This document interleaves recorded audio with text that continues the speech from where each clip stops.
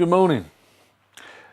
Actually, this is pre-recorded, okay, so that's the reason why I look exactly the same as I did last week, because I'm recording this immediately after I recorded last week's. Purely because I'm away on business, so I won't have time to do the rant, and I ran out of pre-recorded material, which is why the channel hasn't had any new videos recently, because I just ran out of pre-recorded material. Simple as that. Anyway, so several months ago, you would have seen me hold up this thing. Okay, so this is my S750 sampler. And I've been busily playing around with this thing. However, really this thing needs a video screen. So after doing a little bit of research, and at the back of this thing you'll see there is an RGB socket, I have acquired a couple of cables. Now, one cable is attached to the TV that I'm using, but the other cable is still in its packet, it's in behind me. And the reason why I've got two is, I'll explain that in a minute, but that's an RGB to SCART cable. Okay, it wasn't very expensive, it was a couple of quid on eBay. But it is configured for Roland, because it actually says Roland on the packing, there you go.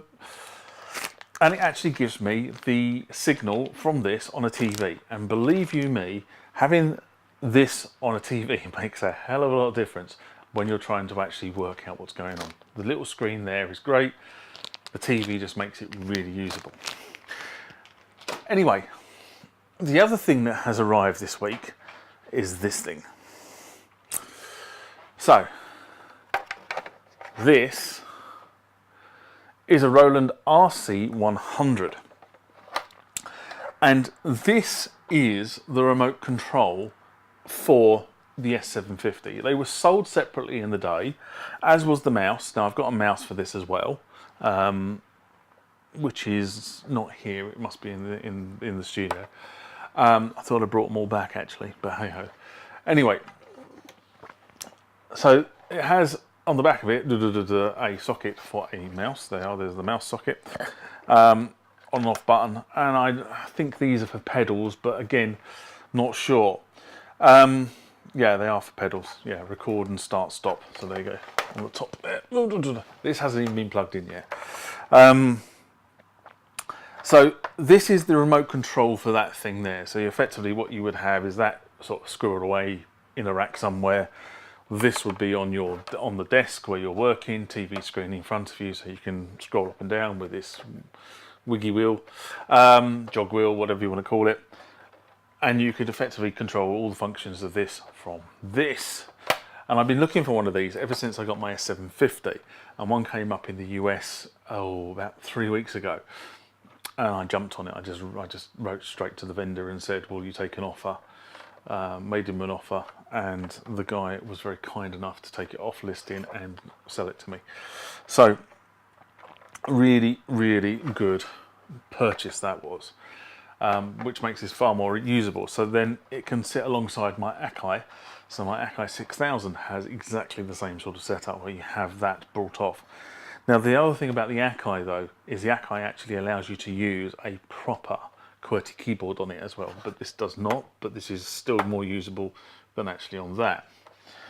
So that arrived, and I haven't plugged that in yet. That's sort of going to happen in a few weeks time, because I am away on business, so I'm not going to get a chance to play with that. Now I'm not sure whether I showed this or not, but it's been a weird couple of weeks for me in terms of equipment wise, because I've been offered several bits of equipment, and some of it I've actually turned down. Yes, I have actually turned down the opportunity to buy more equipment or be given more equipment.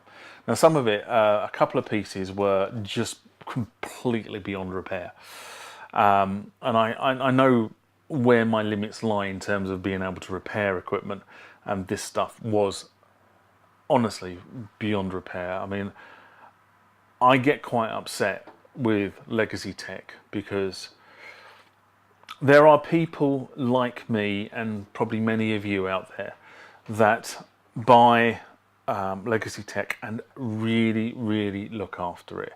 You know, you use it in smoke-free studios. You clean it. You put covers on it. You put it into racks. You know, you take care of it. And if things need to be done, like me, you take it out of the rack. You open the keyboard, or you send it off to be repaired. Right? That is the true enthusiast. That is who I am. I'm an enthusiast. Okay. If you haven't guessed that by now, there you go. I've said it.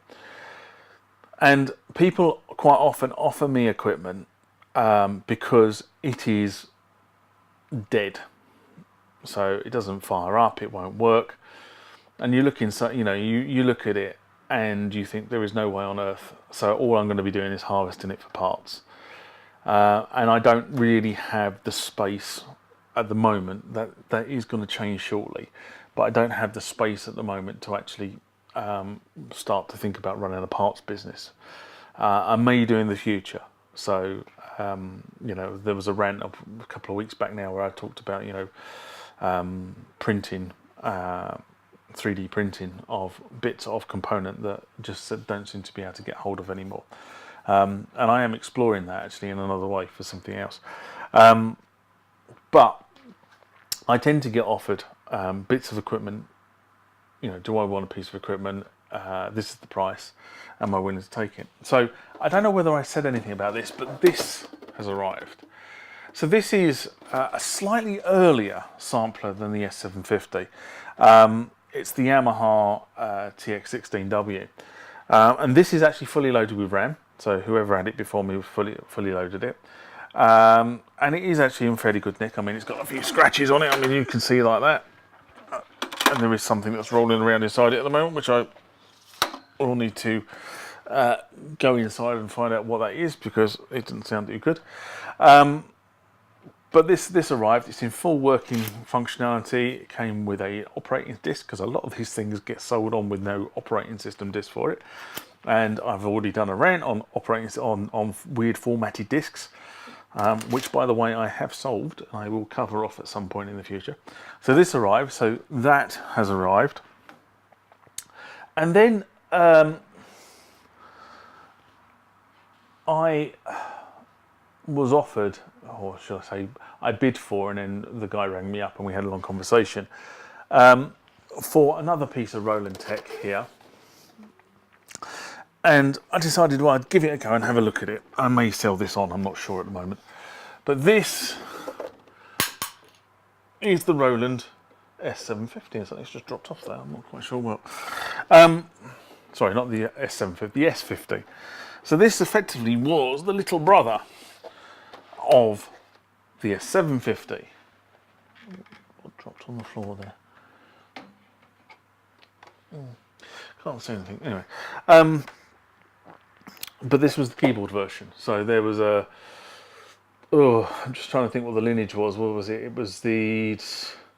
So you had the MKS100, which was effectively equivalent to the S10 sampler, and then you had the S330, which was a smaller version of the S550, which is effectively what this keyboard is, but the S550 has more memory on it.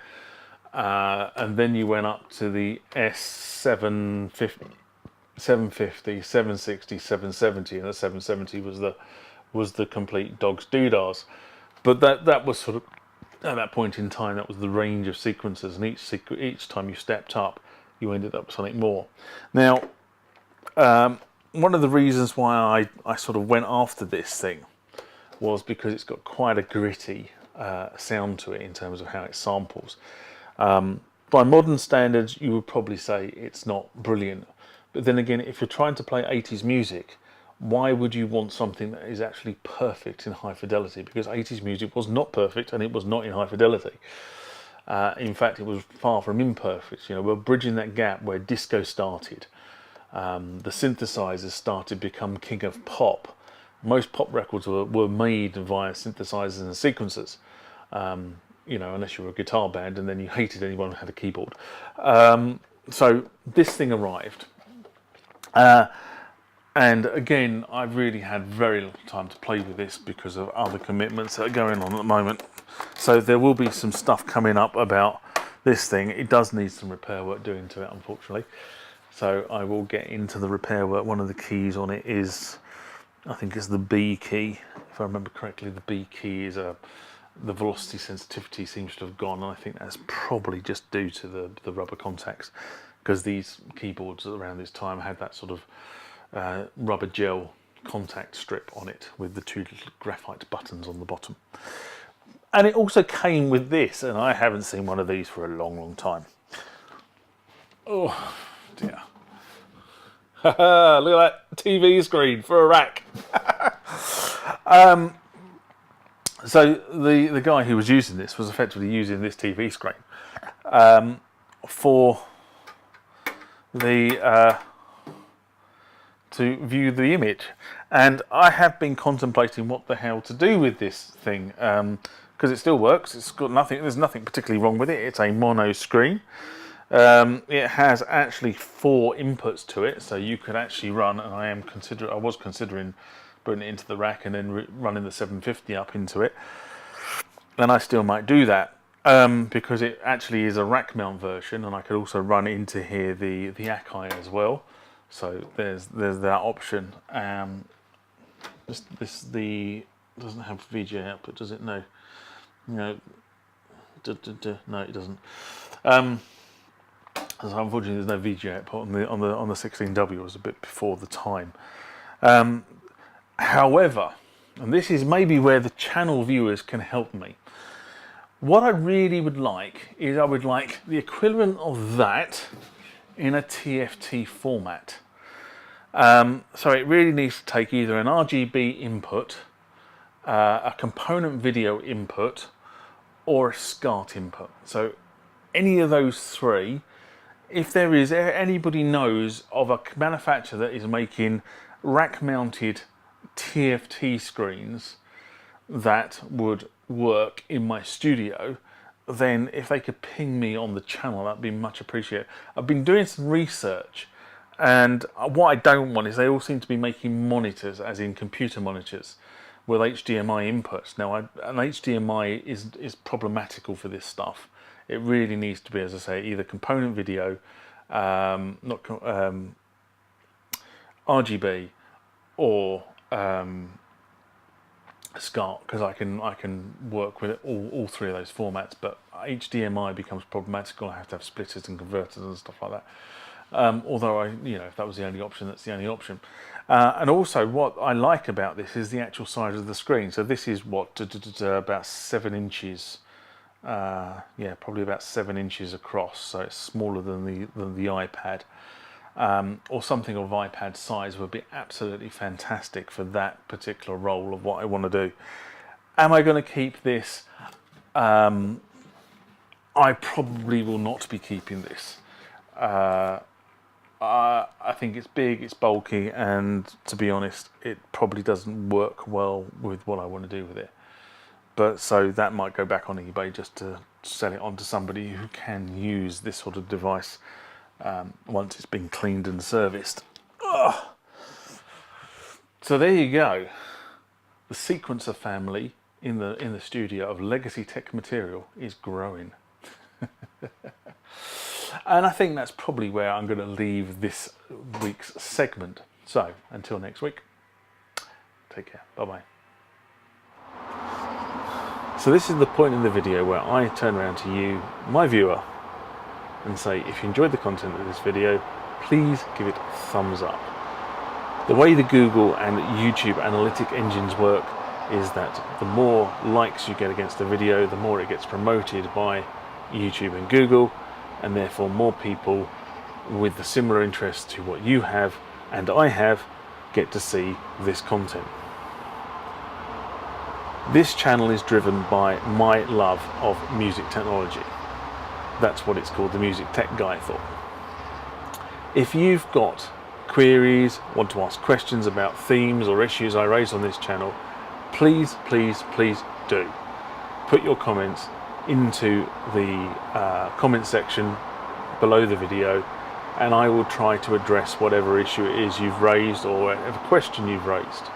If it's something to do with me making future videos in terms of how to do something on a particular piece of equipment I possess, please feel free to say that as well. I can't promise to make videos on all the requests I get, but I do have a jolly good go at making most of them. Around about here is the subscribe button. Again, to do with the YouTube and Google analytic process, the more subscribers the channel gets, the more the channel gets promoted, and the more people get to see the content that you have obviously just watched. If you want to see my latest video, it will be in one of these two boxes on this side of the screen. Also, there is a second box there, and that video will be chosen for you by YouTube based on your YouTube preferences. I look forward to the next time that we interact, and I do mean interact because I always enjoy reading your comments back to me. But for now, bye bye.